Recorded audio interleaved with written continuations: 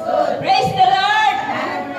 Now and forever. Praise the Lord. You will of the Father. Yes, I will. Yes, I will. Will of the Father. Maraming palakpak. Praise the Lord. Hallelujah. Kaya maraming palakpak para tumayo sa mga Espiritu. Amen? Ito muna, paano ba tayo papalakpak? Para kay Lord?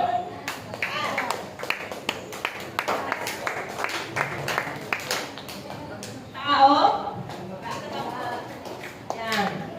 Dito natin. Palakpakan natin ang Panginoon! Amen. Praise the Lord.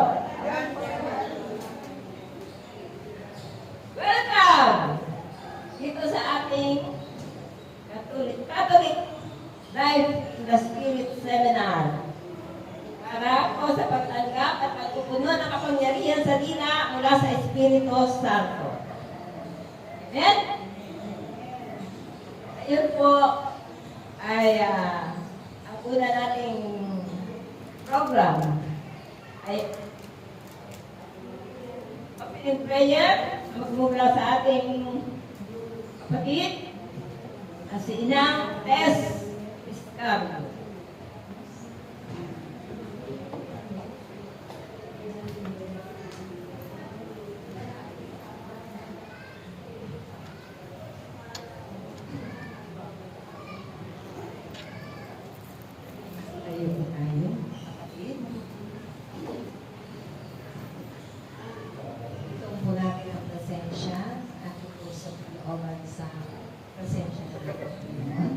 Sa ngalan ng Ama, ng Anak, ng Espiritu Santo.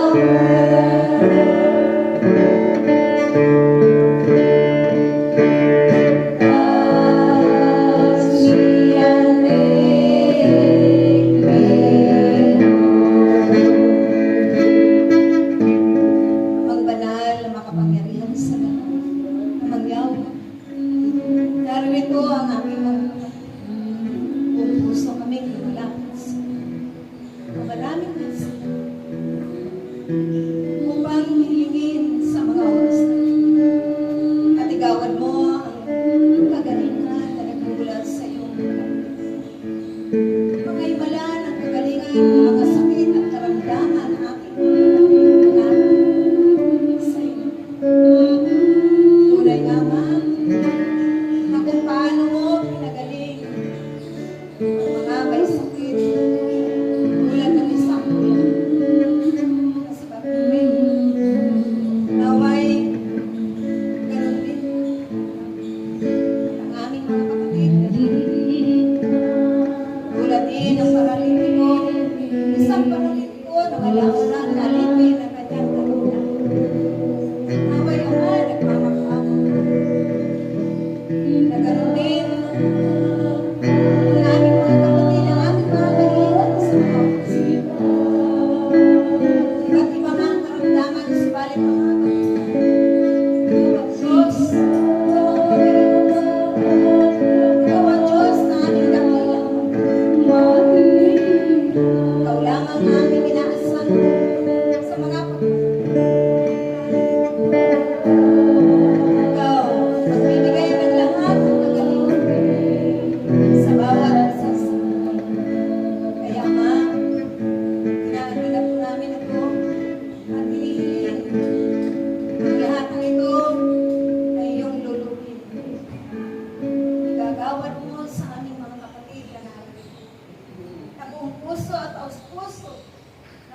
humingi ng mga malaki na nagmula sa iyo.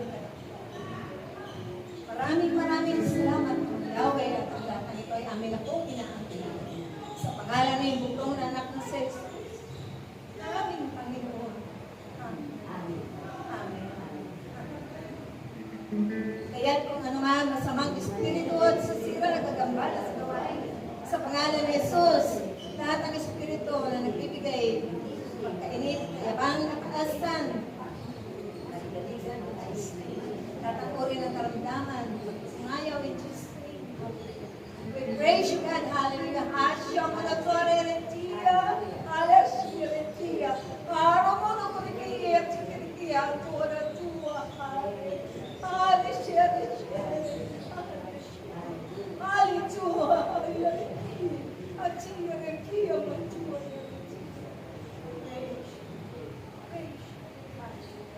Praise.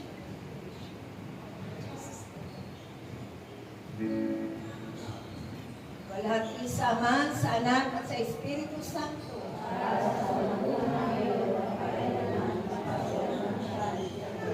Walang isa man sa anak at sa Espiritu Santo.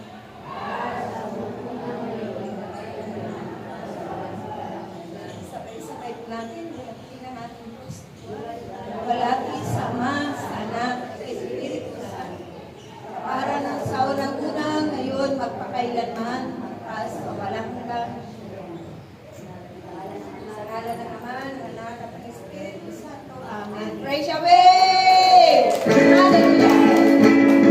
Magsuko na po tayo mga kapatid. Palakpakan natin si Amang Yahweh. Praise Yahweh! Hallelujah! Hallelujah! Praise Yahweh! God is good all the time. Praise the Lord. Now and forever. Maraming palakpak. Masaya ba kayo mga kapatid? Welcome po sa hapon ito. Good morning at siyempre good afternoon. Na tayong lahat ay muling tinikon ni Amang Yahweh sa dakong kabanal-banalan sa chapel ng Green Acres. Ito ang pinalagan niya sa mga pagkakataong ito na dito natin ulit usin o idaos ang kanyang pagpipino na ito na maikling pag-aaral. Ito po ay binubuo ng mga Katolikong mananampalataya. Subalit kung tayo naman ay may mga ibang relihiyon na pwede naman gustong dumalo, gustong makiisa, welcome na welcome po sila. Dahil wala po tayong welcome lahat po ang ating mga tao, mga kapatid. Amen? Dahil sila man ay nakikiisa sa gawain ng Diyos. Amang Yahweh. Amen? At ito yung maikling pag-aaral na dati po 3 araw. Kaya kayong lahat, ang mga baguhan, welcome po sa inyo.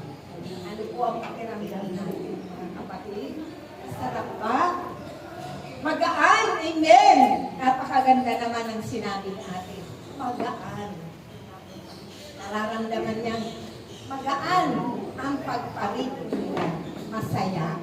Amen? Masaya dahil kapiling natin ang Diyos. Hindi ba natin nakikita ang Diyos? Alam natin na may Diyos. Pero ang iba sa atin, katulad po ninyo, siyempre, ipapakilala namin ang Diyos. Tingnan natin yan ang na awat-awat ang ating amang nasa langit. Pero nandun sa unahan, yung awat-awat ang ayan. Kasi sa Austin na may sa tatay ko may tambasan sa aking tawag.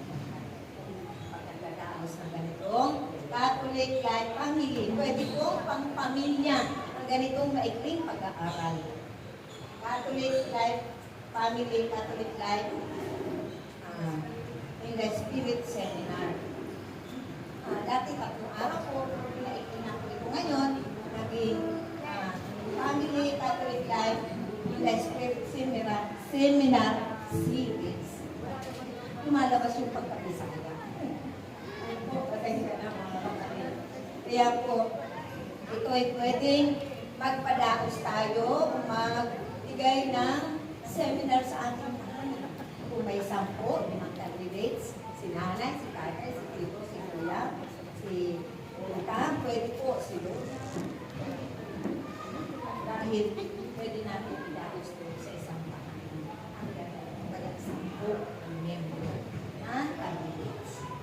ready po yun. Welcome na welcome kayo pag nag-request po kayo. Ano po, kung hindi pa nakakaalam, sinasabi ko kayo sa inyo para kung mayroon kayong anak, kaibigan na gusto ng ganyan na seminar, pwede natin i-check sila sa kanilang bakal.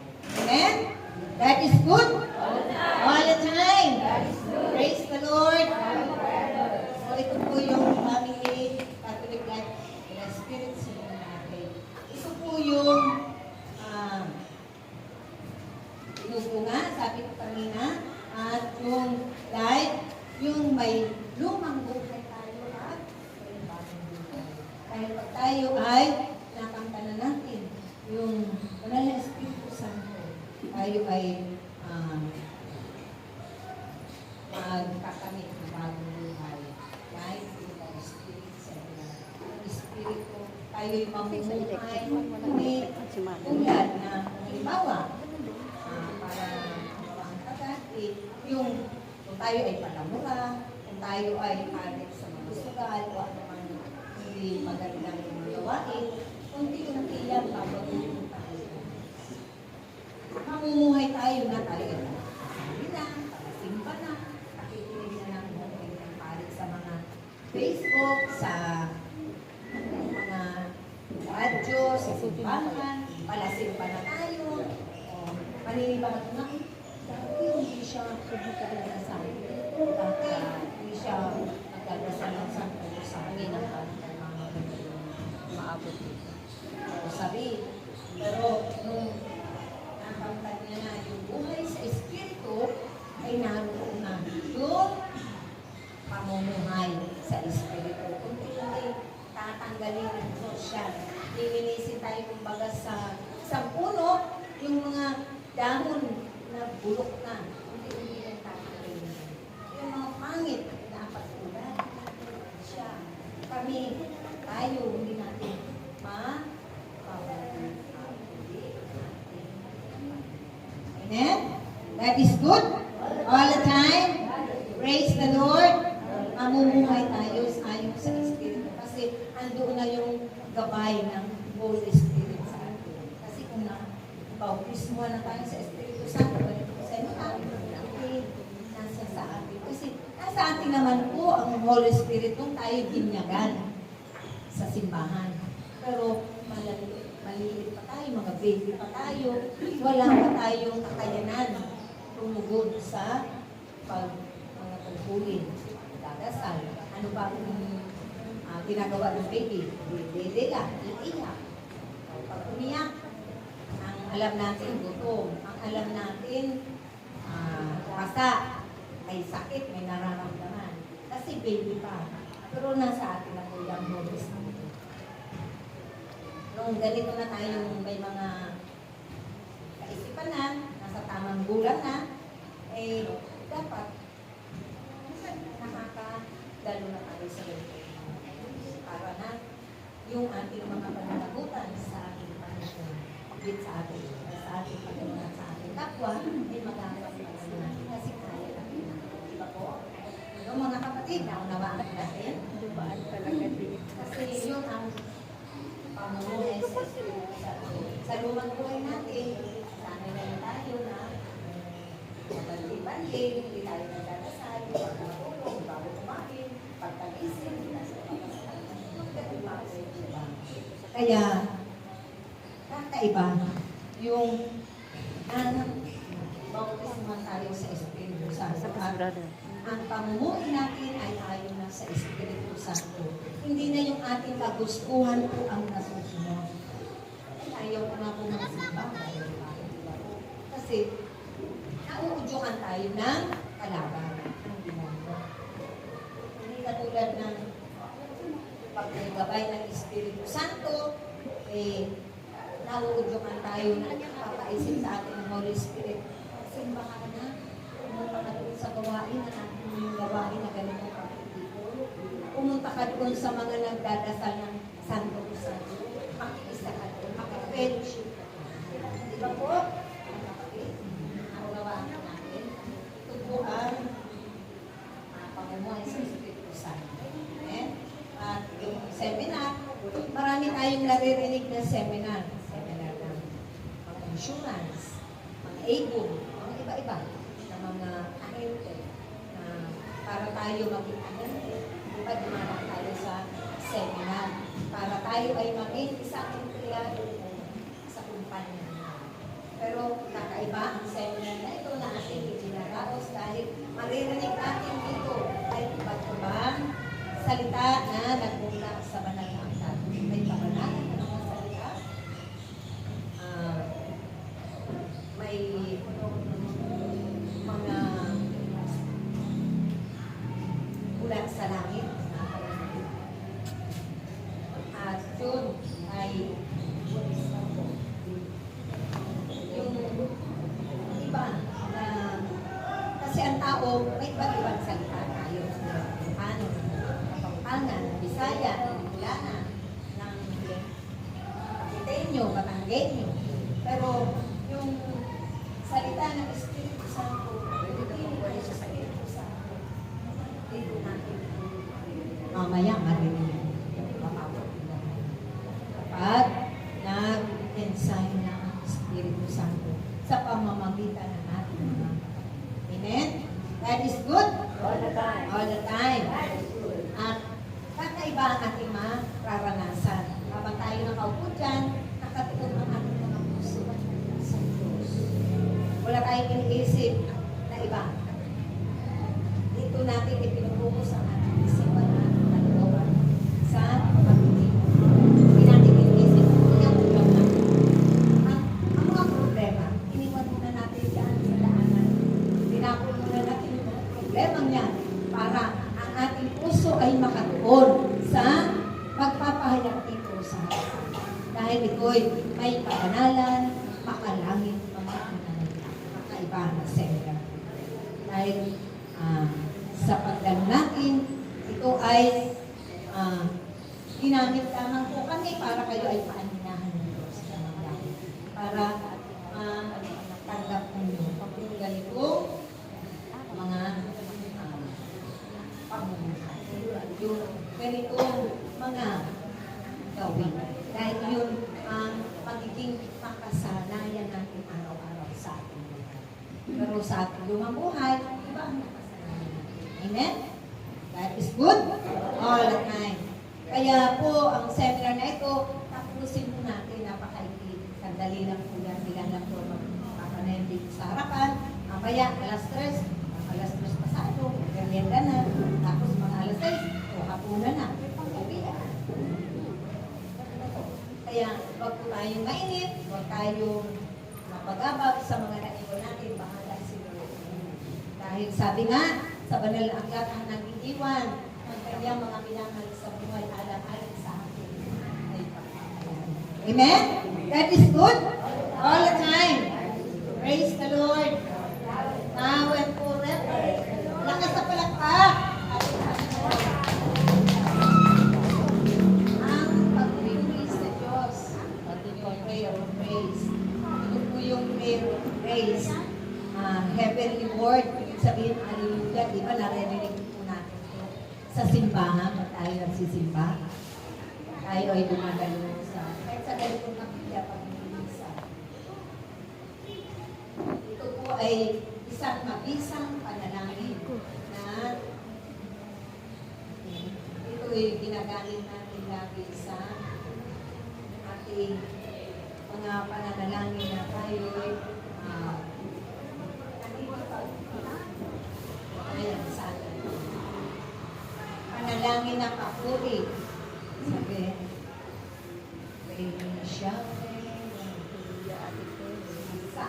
Hallelujah, hallelujah.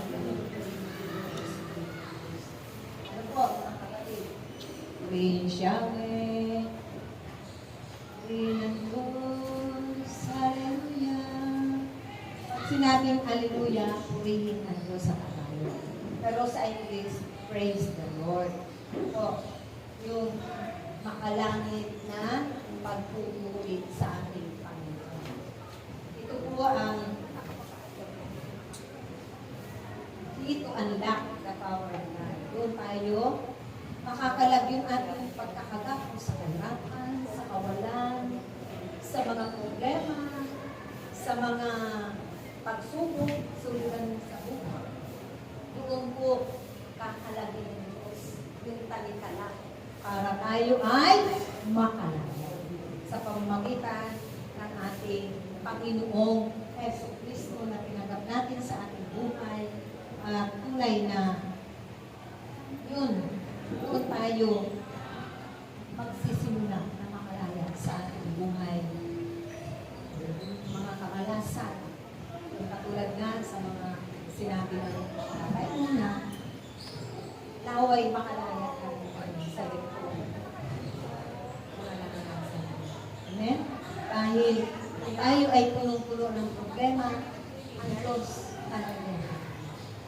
Nandiyan yung kanyang awa at kapag para tayo ay samahan. At sa pagsama ng ating Panginoon, sa pamamagitan ng mga pagpupuli natin sa Kanya, hindi tayo mawala. Amen? That is good all the time. Praise the Lord. Now and forever.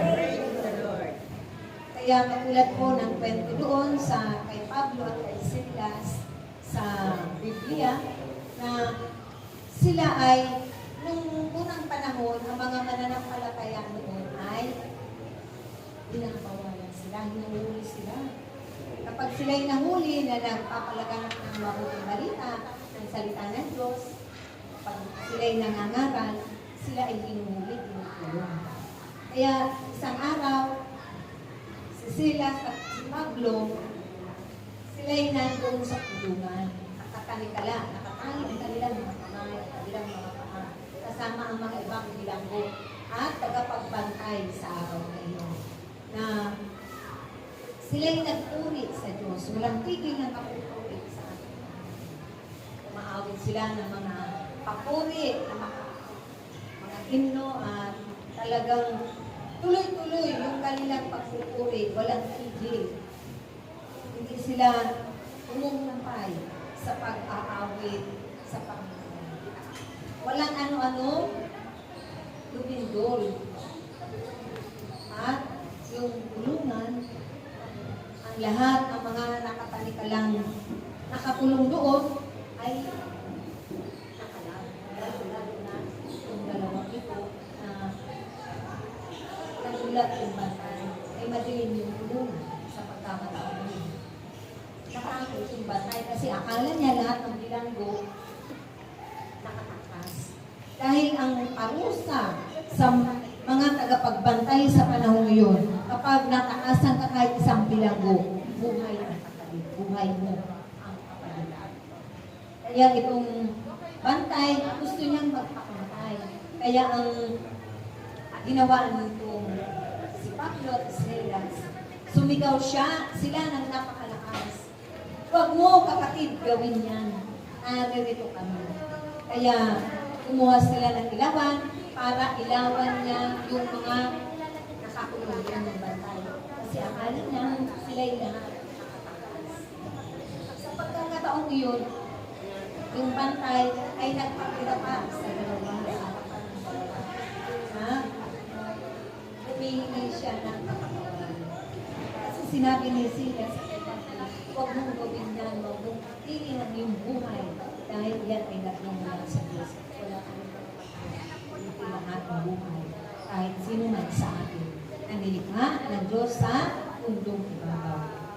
Kaya sa pagkakataong yun, natuwa yung bata. Kasi nung makita niya silang lahat na kaya nagpasalamat sa Diyos at pagpapagpapag sa harapan ni Pablo at ni Silas. Dahil akala niya ang buhay niya ay mawawasan sa sarili. Subalit sa awa at kapag ng Diyos, naroroon sila. Lahat sila kompleto sa kulungang iyon na wala ni isa man tumakas o wala. Dahil bilang silang lahat yung mataas, mas mataas pa sa pupuli ng kapagpagpagpag. Amen? At yun ang himala. Na kahit lumindol na napakalakas, yung mga pintuan ng bilangguan, nawasak yun. Ang mga bakal yun, paano mawasak yun? Isipin po natin, kung hindi himala ang mga bagay na yun ay isang mga nakaloob ng Diyos sa araw na yun, sa mga naroon. Dahil hindi na siya sa sila'y nagpapahayag lamang ng salita ng Diyos.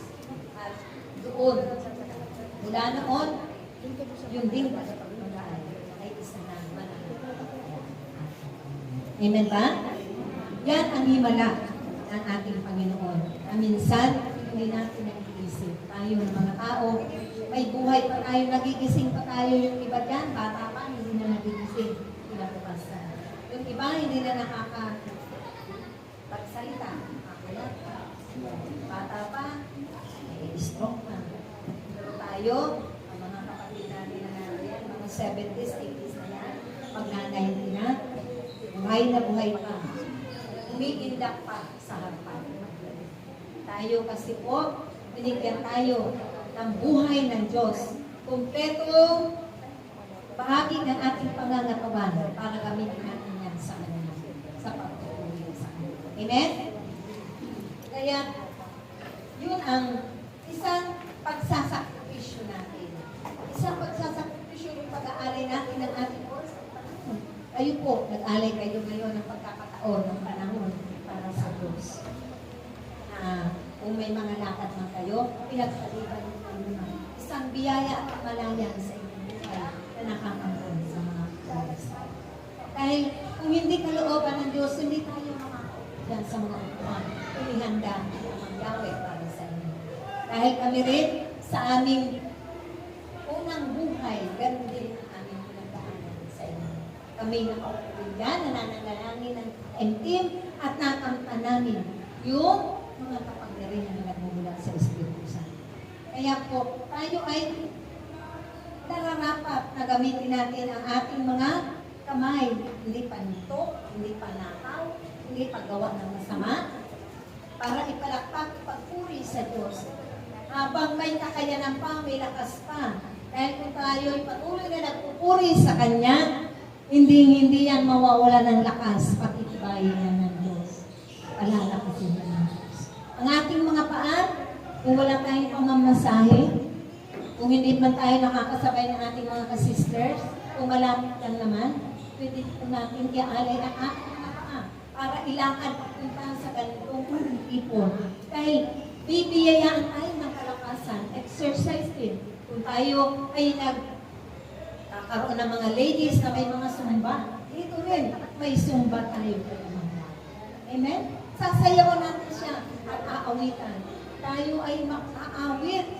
Tayo ay nakakapagsalita, nakakakanta tayo. Hindi maiksi ang ating mga dila. Kaya tayo lahat ay mapapalan. Hindi katulad kung tayo nabuhay sa mundo ibabaw na ito. Kumpleto tayo ng pati ng ating mga pangangatawan. Kaya nawa, gamitin natin yan sa pagpupuri sa Diyos. Pag-awit sa Kanya, paghandog ng mga awitin para tayo ay kalugdan ng Diyos. Dahil habang tumatagal at tumatagal, tunay, nakalulugdan tayo ng Diyos. Malay natin sa pag-aawit natin yan. Sa pagpupuri sa Kanya, doon niya pupurin yung mga sumpa. Doon niya yung kadit-kadit ng sumpa, pagkurusa, pagsasakripisyo, pag-is sa kawalan. Doon tayo pagpapalain niya. Kung laging walang naman ang bulsa natin, natin niya yan sa pamamagitan, nagagamit din siya ng ating mga kapwa. Para tayo ay matulungan at itinhawa. Pagkakamit tayo magandang trabaho.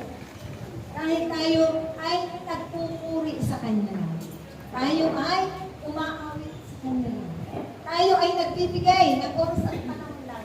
Sabi nga, hanapin natin ang pag-ahari ng Diyos. Unahin lahat din natin ng Diyos araw-araw sa ating mga buhay po. Bago pa man, kahit tayo mga nanay na mga busy sa ating pamilya, unahin natin lagi ang Diyos. At ang lahat ng yan ay ibubuhos ng masaganang biyaya. Siksik, biglig, at maakaw. Amen ba? Aniwala ba kayo nun? Magtiwala ay ng buong buo po sa ating Panginoon. Huwag half, 1/4. Buong puso, ipagkatiwala natin ang lahat ng yan. Ang kahirapan na yan.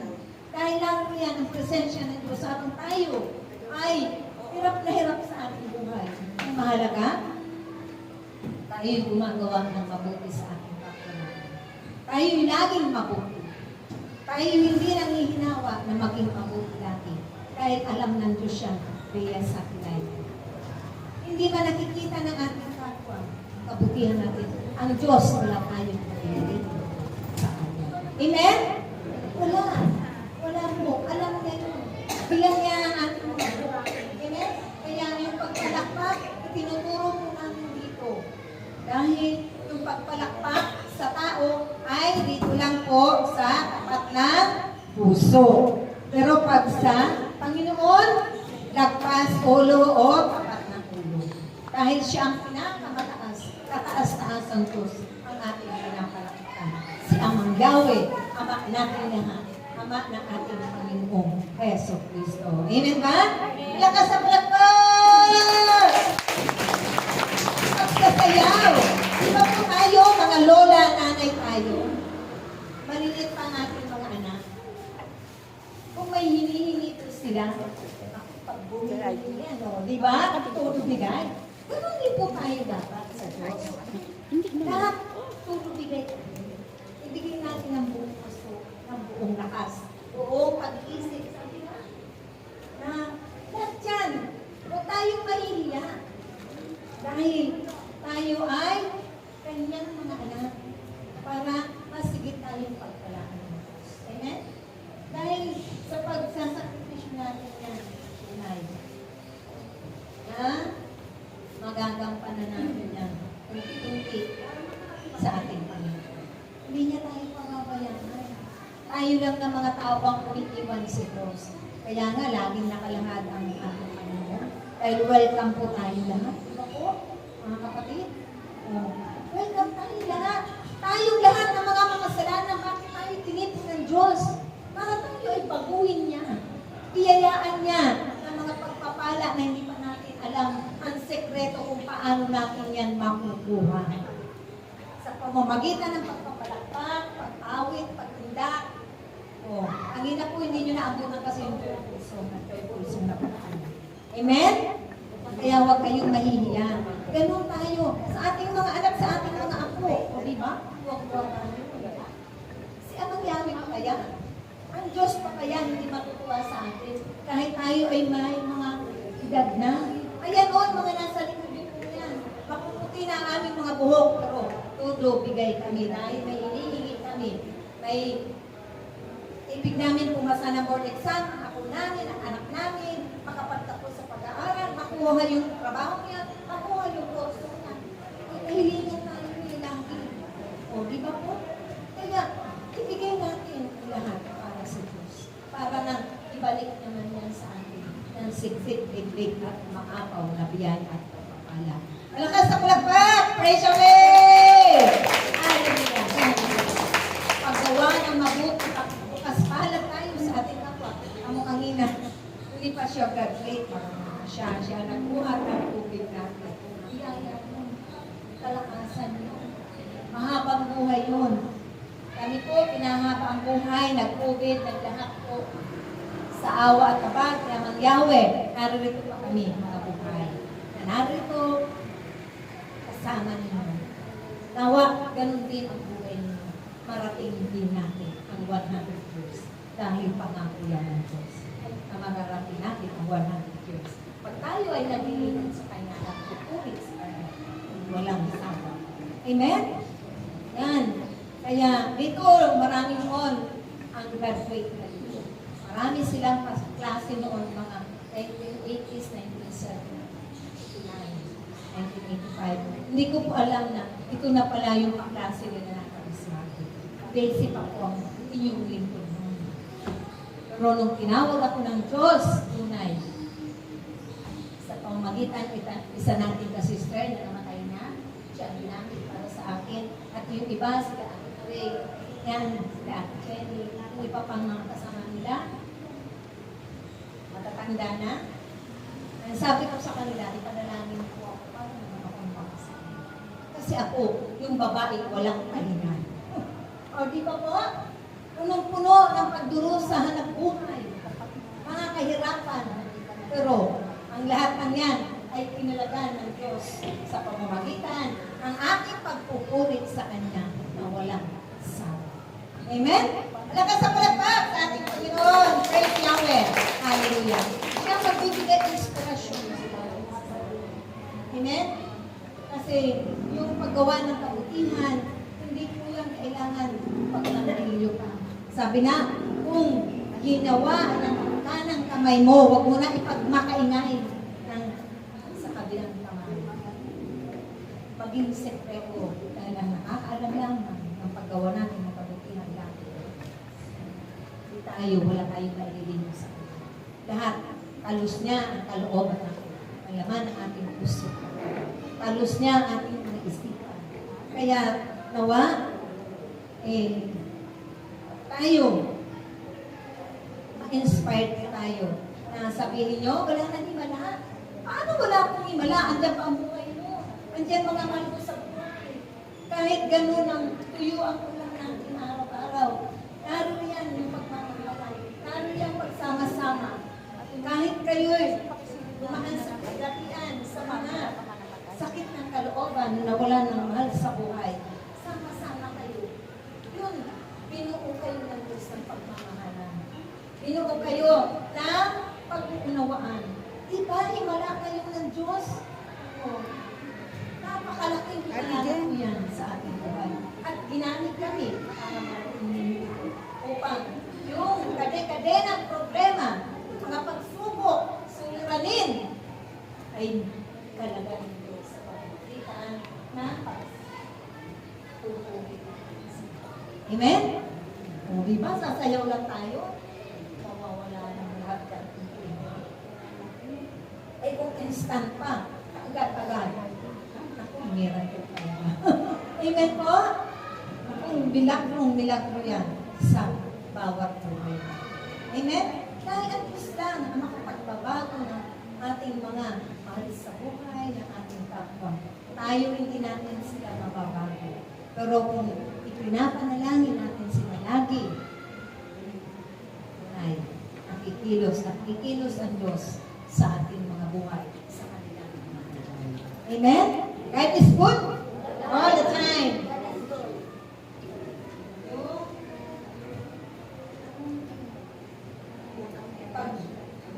Pupuri sa Diyos sa singing in the Holy Spirit. Sabi nga, aawit ng bagong awit at doon po yung kapag may kapangyarihan tayo sa ating mga dila na ibinigay ng Espiritu Santo. Amen? Dahil doon tayo aawit ng hindi awit na natural, awit ng Holy Spirit, yung awit na ibang salita. Mamaya natin papagawa. Amen? Naunawaan po natin, mga kapatid, na tayo ay naririto upang siya ating pag-chichismisan, pagmamarites. Hindi marites na nakakapahama. Marites na mabuti ito ang ating pinag-uusapan. Diba po? Para ito kay Lord. Kaya hindi masasayang ang mga panahon ng pag-upo ninyo dyan, mga kapatid po. Hindi masasayang ang inilaan ninyong oras sa araw na ito. Tunay na biyaya at pagpapala ang ibabalik na siksik iglit na umaapaw. Malakas sa palakpak sa ating Diyos sa buhay. Praise Yahweh! Hallelujah! Praise Yahweh! Kaya tayo po mga kapatid, mamaya tuturuan po kayo ng pagpupuri at aawit ng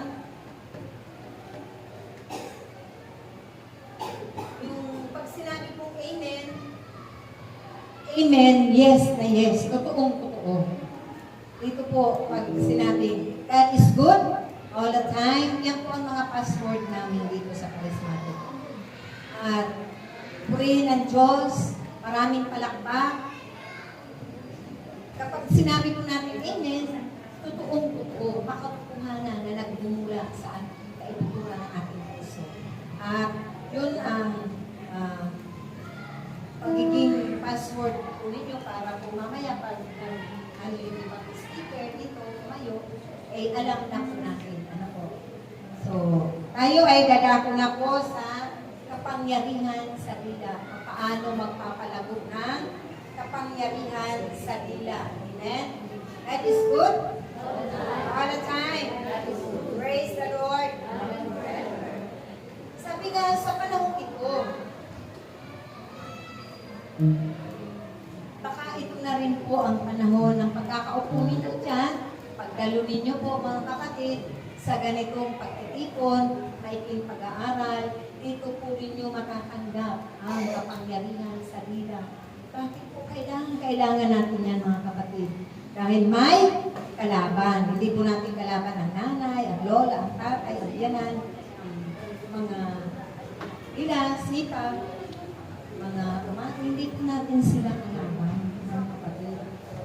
Sila ang kalaban natin ay ang diablo, ang demonyo. May kalaban tayo.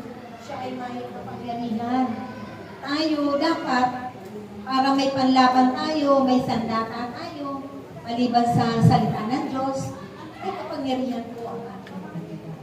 Magkamit tayo ng kapangyarihan mula sa Espiritu Santo. Amen? Dahil malay natin ang taimtim kayong mananalangin mamaya kasi ibilehan sa kayo ng mga elders. Doon ninyo matatanggap ang kapangyarihan sa Dila. Dahil sa ganitong pagtitipon, dito tayo sa mga panahon yun, sabi nga sa banal na aklat, sa Sipanyas 3:9, ibigyan tayo ng bagong pananalita. Nagmumula sa Espiritu Santo. Dahil ang ating banal na Espiritu Santo ang siyang magbibigay ng kapangyarihan sa ating mga dila. Amen? God is good? All the time. Kaya, kung tayo ay may kapangyarihan na sa ating mga dila, mapapalayas na namin ang mga kamanasan sa ating tahanan. Kasi naroon minsan, may sakit si lolo, si tatay, si nanay, may mga walang trabaho, hanap buhay, may kulang sa financial, lahat po natin yan nararanasan. Kaya, kung tayo ay may kapangyarihan sa ating mga dila, ang kamalasan na yan ay may matalo natin, mapapalakas natin. Amen? Baka ito na, mga kapatid, ang panahon na amtin na ninyo ang kapangyarihan sa dila. Dahil ito na ang panahon, nakikita nyo na ano po ang nangyayari sa ito. Hindi naman pulihin sa ating lahat. Diba po? Iba't ibang mga trahedya, lindol, baha, bagyo na malalakas, mga tsunami, ano pa, ibang nangyayari, mga iba't ibang sakit ng karamdaman, mga virus na naglalagala. Itatagoy na para tayo ay hindi kapitan o hindi magkasakit. Amen? Yan po ang sandata natin, yan ang kapangyarihan natin sa dila na makapagtatagoy ng lahat ng mga bad elements na ang kasasamang Espiritu. Amen? God is good? All the time. Bakit po tayo kailangan lumago? Dahil ang pagpapalago ng Diyos sa kapangyarihan sa ating mga dila ay may pamamaraan siya. Sa salitang growth, daily habit. G-R-O-W-A-H. Ano po? Yun po ang growth. Sa letter G stands for Go God Daily. Kailangan daw makipag-fellowship tayo. Makiisa tayo sa ganitong pagtitipon. Hindi lang magsimba, magdarasal ng Santo Rosario, Hindi lang nananalangin, ng solo. Makipag-fellowship tayo. Dahil sabi nga, maraming panalangin, maraming nananalangin, ay naroon yung biyaya ng Diyos din. Hindi lang na tayo ay sulong nananalangin na walang biyaya, meron din po. Pero pagsama-sama, mas malakas ang pwersa. Amen? Di ba po, mga kapatid? Di ba, katulad ng isang tingting, makadala pa yan ng dumi, isang tingting lang. Katulad ng isang tingting, pag sinama-sama mo yan, mabilis makabalis. Di ba po? Mga kapatid, unawaan po natin. Amen? Kaya, yun ang sabi sa Mateo 11:28. Lagi tayong pumunta sa ganito, hahanapin natin yung gawain ng ating Panginoon. Huwag tayo maginawa, huwag tayo mahiya. Walang late po dyan. Pag nandiyan na nag-take na, pero huwag at maaari naman, huwag naman palagi po. Siyempre sa una, siyempre maninibago pa tayo. Kami rin noon, siyempre, bago eh. Kaya, pag ano, kailangan hanapin mo sa mga gawain.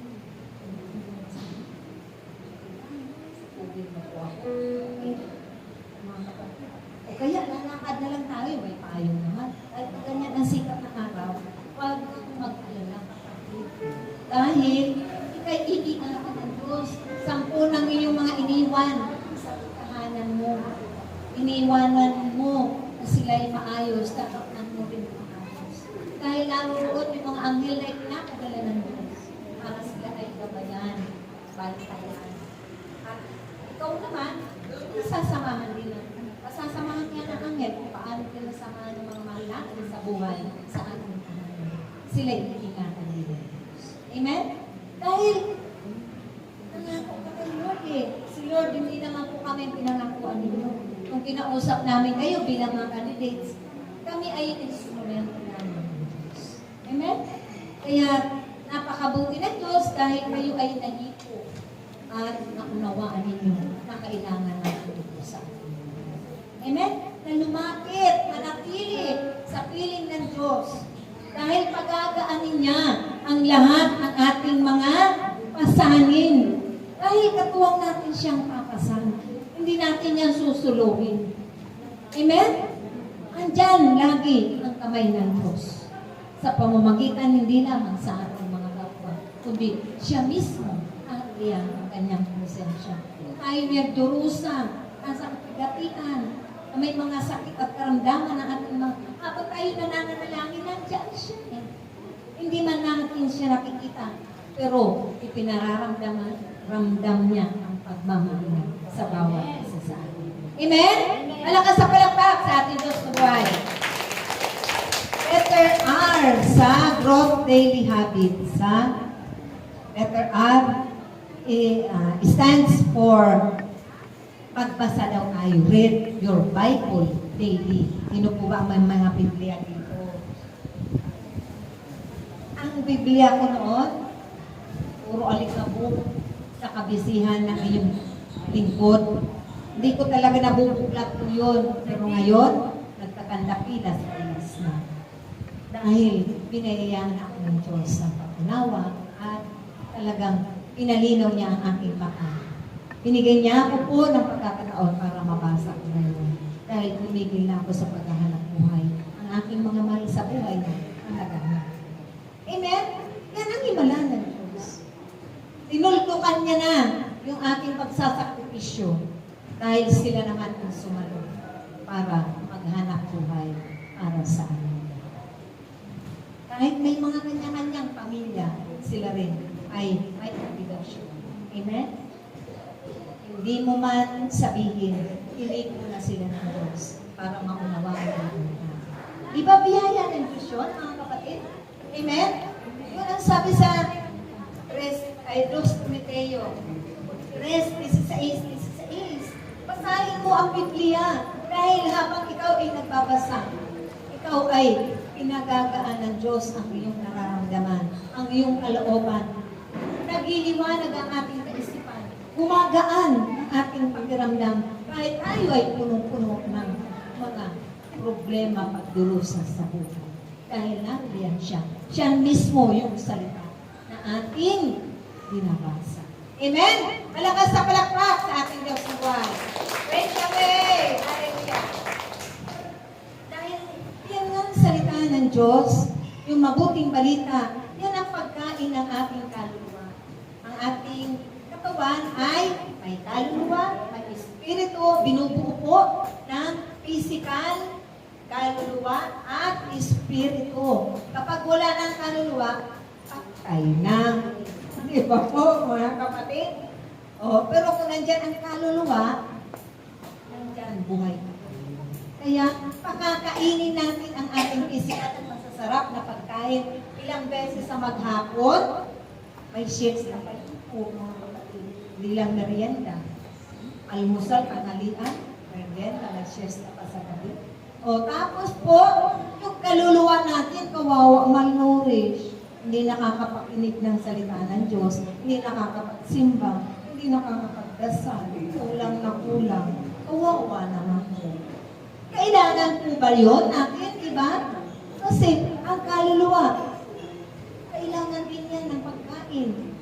Dahil ang espiritu din, kailangan niya yung salita ng Diyos na nararapat, na napapakinggan natin sa ganitong pagkain. Amen?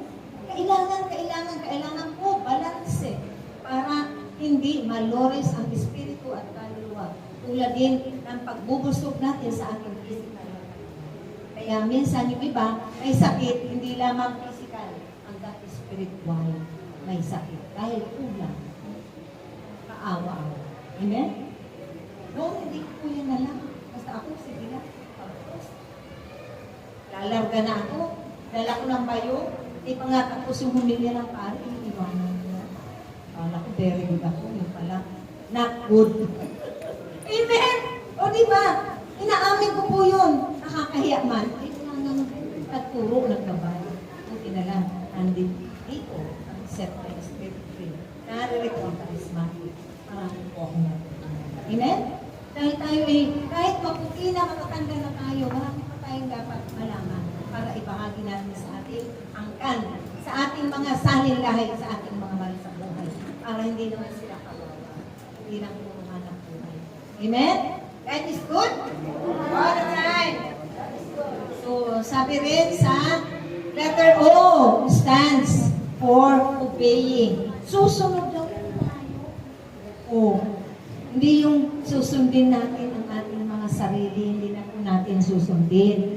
Kundi susundin natin si Amang Yahweh, ang ating Panginoong Jesucristo, si Mama Mary, ang Holy Spirit. Dahil sila ang unang makakatulong lulutas sa ating mga suliranin. Problema, kahirapan sa buhay. Bakit ko po nasasabi ito, mga kapatid? Yun ang sabi sa 11:26 trillion milyon. Yun ang sabi, sundin po natin. Sabi nga doon, may sign o sa may kalsada. Bawal tumawid. Mawid. O anong nangyari po? Diba nakahama? Namatay. Sinabi na nga doon, may sign na nga na bawal tumawid. Tumawid pa rin. Tayo ay dapat maging masunurin bilang mga anak ng Diyos para hindi tayo napapahama. Dahil minsan, karamihan sa atin talaga, pag wala pang alam, doon tayo napapahama. Pero kung may alam na tayo na ganito, magiging gabay po ng ating buhay araw-araw sa ating buhay. Ito ang magbibigay biyaya, magpapayaman sa ating mga angkan, magpapaangat ng kabuhayan ng ating mga angkan.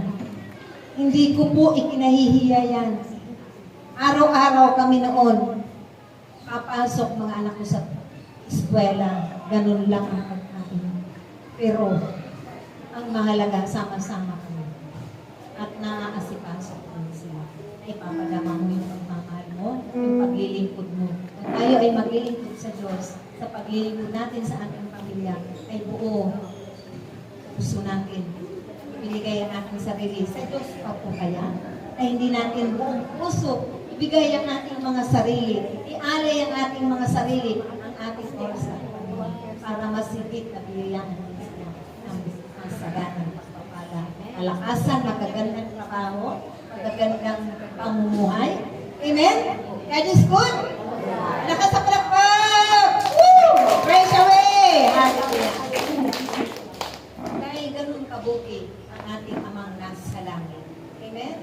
Dahil kung tayo ay susunod lamang lagi, walang gera, walang kaguluhan, walang kaganitan, walang kaswapangan, na puro akin, mayaman na, naroon pa yung pag-interest ng yaman ng iba. Amen? Hindi sana tayo nagdurusa ng ganito. Kung tayo ay nagkakaisa, walang magkakaisa. Kung nagkakabuklod tayo ng pag-ibig ng Diyos, napakaganda ng ating mga buhay. Amen? Palakpakan natin ang ating Panginoon. Praise Yahweh! Hallelujah. Sa letter W, sa growth, daily habit. Waiting the Lord. Habang po tayo nag-aantay, na nananalangin tayo. Di ba po? Pag tayo may mga kahilingan, wish ko na makapasa ang ating anak sa board exam, makapagtapos ng pag-aaral, pagalingin siya, palakasin siya, pahabain ang buhay namin, magkabuklod kami ng pagkakaisa, pag-unawaan, pagtulungan, pagmamalasakitan, lahat po hinihingi po natin kay Amang Yahweh. Pakinggan din natin ang Diyos kung ano ang pinapagawa niya sa atin. Minsan tayo, hindi po nakikinig, tayo na lang ang dalgal ng dalgal. Hingi ng hingi, wala naman po tayong ginagawa. Di ba po? O dapat, habang tayo ay humihingi, nag-aantay, ay kuha tayo ng mabuti. Pagpinuna natin ang ating kapwa. Gawa natin ang mabuti ang ating kapwa. Ipahagi natin lagi ang ating kapwa. Tayo ay hindi pa naman mga perfecto, wala pa pong perfecto sa atin, wala pa pong banal dito. Lahat po tayo ay nagkakamali, nagkukulang, nagkakasala. Lagi tayong hihingi ng kapatawaran. Dahil tumingin lang tayo, nagkakasala na tayo. Mayat-maya po tayo nagkakasala. Hihingi natin ng kapatawaran ang lahat ng yan sa atin. Habang tayo ay nag-aantay ng katugunan ng ating Panginoon, ng kasagutan, ng kalutasan sa ating mga kahilingan sa Kanya. Huwag tayong maiinip, huwag tayo po mag-aapura, mga kapatid. Dahil katulad ng isang magsasaka, sila'y habang naitanim na yon, di ba, magpula muna ng binhi, tapos itatanim. Tapos habang naitanim na yon, nag-aantay sila ng anihan. Pero anong ginagawa nila? Nililinisan, nilalagyan ko ng pangkataka, pinangangalagaan. Ganun din po dapat tayo. Pananampalataya sa Diyos. Ang ating mga pananalangin, huwag tayong manghinawa, manalig lamang at magtiwala tayo. Saan ang lalagyan? Puso at darating din ang kanyang kasagutan, ang biyaya na ating hinihingi. Huwag tayong maiinip. Maging mapag-is tayo, mapagsakripisyo. Dahil, sabi nga, kapag may tiyaga, may nilaga. Amen! Malakas sa palakpak. At huwag natin yun aapurahin. Dahil alam ng Diyos ang ating pangangailangan sa araw na ito. Malay po natin, hindi pa man niya binibigay. Dahil baka tayo ay mataas na sa ating kapwa. Baka tayo ay mapahamak doon sa ibibigay niya na malaki. Mahuhold up tayo. Kailangan paghahandaan natin yun. Amen? Diba, mga kapatid? Dahil yun ang gusto natin. Kaya susundin natin. Yan ang sabi sa awit 27:14. Amen? Malakas sa palakpak. Sa letter E, sa growth, daily habit, trusting the Lord. Tayo po ba ay nagtitiwala na sa ating Panginoon? Sino po ba ang nagtitiwala na sa ating Panginoon? Lahat naman po tayo. Ipagkakatiwala natin ang problemang yan. Ibigay na natin sa Kanya. Kapag po ibinigay na natin, ipinagkatiwala na natin sa Diyos. Amang Yahweh, Panginoon, Lord Jesus, pahala po kayo sa mga problema po ito. Huwag mo nang pag-alinlanganan pa, mag-iisip tayo, ibibigay kaya. Paano kaya? Hindi ba? Dalawang isip pa. Ayaw talaga po ng mga tao. Buong puso, buong pagkatiwala. Ipagkatiwala natin yan sa Diyos dahil siya naman ang namin. Siya naman ang magbibigay po yan. maraming pamamaraan ng Diyos para padaluyin niya ang mga biyaya at pagpapala. Kalakasan, mahabang buhay, kagalingan, nagtibay ng loob, kapatagan ng pananampalataya at pagtitiwala sa Kanya. Amen? Yan ang sabi ko, magtiwala tayo sa Kawikaan 3:5. Ayun, kung gusto kayo, kaso po tayo, pupunta kaya ako sa prayer meeting? Magsisimba po kaya kami ng pamilya ko? Umuulan Takot na takot, madampian ng ulan. Hindi naman tayo mamamatay sa ulan. Kung nabasa ka, maligog lang pagdating mo. Wala na yung ulan. Fresh ka na. Wala nang problema, hindi ka na matatrangkaso. Nangangamba pa po. Buong puso nga ipagkatiwala. Bibigyan kaya ako ng bigas? Ibigayaan niya kaya ako ng kagalingan? Himala ng kagalingan? Pagagalingan kaya ako doon sa therapy ng aming mga sister, ng aming mga brother? Aalinlangan po tayo, nangangamba pa. Buong nga ipagkatiwala po natin. Huwag tayong matatakot. Dahil tayo naman, ang doktor naman, ang mga gamot na yan, pray natin yan, mga pagkain na yan, para doon dadali din yung mga biyaya ng palakasan ng Panginoon. Amen? Diba po? Dahil ang lahat ng yan ay nagmumula sa Kanya. Nasa Kanyang mga kamay ang lahat ng ating pangangailangan. Ang ating buhay, ang lahat-lahat sa mundo. Wala namang nagmumula. Kung ginamit ang anak mo, siyempre nagaling sa anak mo po, sa asawa mo, sa hipag mo, sa balai mo, sa biyanan mo. Diba po? Ginagamit naman po sila ng Diyos na daluyan ng biyaya. Dahil ang Diyos ay maraming pamamaraan. Maraming himala siya, hiwaga na magagawa sa ating buhay. Sila ang instrumento na ginamit. Kaya huwag po tayong magpaka na literal, bababa dito si Lord. Bababa si Amang Yahweh. Gagamit siya, siyempre po, ng mga kapatid natin, kapwa natin. Amen? That is good? All the time. So, tayo po ay nasa letter 8 o pagtitiwala sa trusting the Lord. Yung letter 8 yung punong-puno na tayo, Holy Spirit filled. Ang Banal Espiritu Santo ang magpupuno kung tayo ay laging sisimba, nananalangin, dumadalo sa ganito na pagtitipon. Unti-unti tayong mapupuno ng pag-ibig, kababaan ng kalooban, ng kabaitan. Kasi babaguhin tayo ng Diyos. Siya ang pagbabago sa amin. Mahabang proseso man po yan, mga kapatid, na kinakakanta natin. Okay lang. Dahil ang Diyos ang magpapadaloy po niyan. Mahabang proseso man na unawaan natin ang ating kapwa, makapagpigilan tayo kahit galit tayo, may pagpigilan. Yung po ang mga bunga ng Holy Spirit. Kapag tayo ay mayroon na tayong pagpipigil, kahit nagalit na tayo, may pag-unawa, may kabaitan, may kahinahunan, may pagpapatawad, naiibig na natin ang ating kaaway. O diba? Kaaway, maiibig, iibigin. Yun po. Ako noon nagtanong din po, kailangan pala ang kaaway, iibigin. Siyempre po. Kasi yun ang nasa banal na utos ng ating. Nasa 10 utos siya. Ibigin mo yung kapwa tulad ng pag-ibig mo sa iyong sarili. At siyempre, ibigin mo ang kaaway. Sino ba ang mga kaaway natin ngayon? Uunawaan na natin yan kung ano mga pagkukulat tayo ng pagkukulat. Kasi kikilos na ang Holy Spirit sa ating buhay. Hindi na natin ipagtitimpla ng maalat na kape na may asukal at asin. Dahil ako'y nangyari na rin yan sa ating buhay. Amen? Siyempre nagabalik ko. Para doon ka gaganti. Hindi na tayo gaganti po. Ang Diyos ang bahala. Dahil ang Diyos natin ay makatarungan sa lahat. Amen? Iba po, siya na ang bahala noon. Ipaubayan natin kay Amang Yahweh. At ipapanalangin natin yung mga umaaway sa atin, umuusig sa atin. Kasi paawa-awa naman. Diba? nung nakabayubay ng ating Panginoon sa krus, sabi niya, Ama ko, mamamatay na siya.